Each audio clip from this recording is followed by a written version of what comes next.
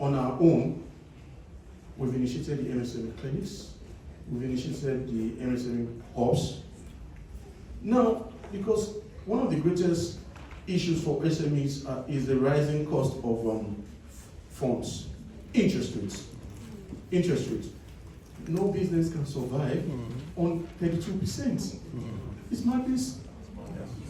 No business can survive on even 25% consistently. It is near madness. Ladies and gentlemen, we need to bridge that gap. So what we have done from the federal government is we have spoken to the state government to say, let's work out what you call a de-risking fund. Now, what would that de-risking fund do? State government, the SMEs are in your state, give 1 or 2 billion of your own state money, your own state fund. Give that money.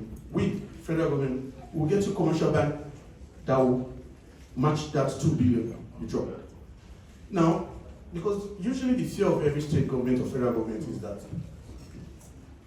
if we give you facility at 19% and you don't pay back, how are we going to augment, or we're going to be losing our money? So the insurance aspect of it. So what we're now saying that as a state governor, I'm not a state governor, by the way, as a state governor, if you have given out 2 billion of your money, I have been able to successfully give you a commercial bank partner that gives another 2 billion. We have insured that fund for you. The commercial bank is going to insure by 50%, you state we are going to insure by 50%. So give my SMEs in my state this fund at no more than 10%. If they do not pay, take from my money. Yeah. And it's a scheme that we think is going to work because it has worked in other places. It has worked in economies that do not even have half of our population. We have close to 34 million SMEs. Well, a report came out sometime last week to say that we lost about 7 million small businesses.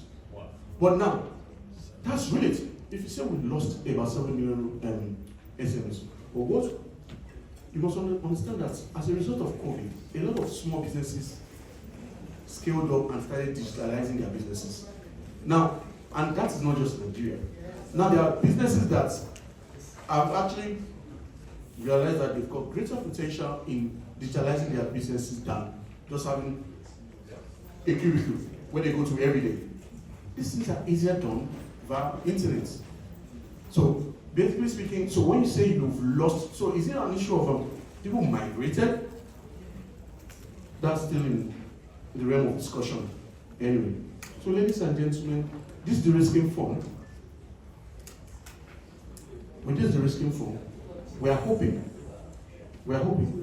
to change the narrative in the small business in the small business space in Nigeria. We're hoping to create sustainable jobs. We're hoping to create 5,000 jobs in every state. Beginning this year, that scheme should be launched by May. It should be launched by May. And as I speak to you, we have 27 states that have signed up for the scheme. So it means that there's a rude awakening, even within the state government.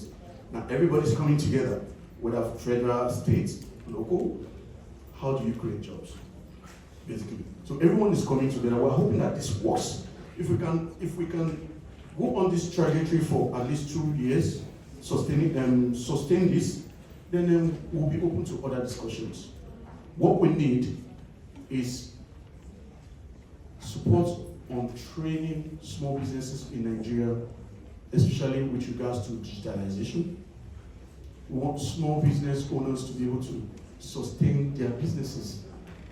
When you have a business and you do not even know the difference between profit and loss account, that business will shut down.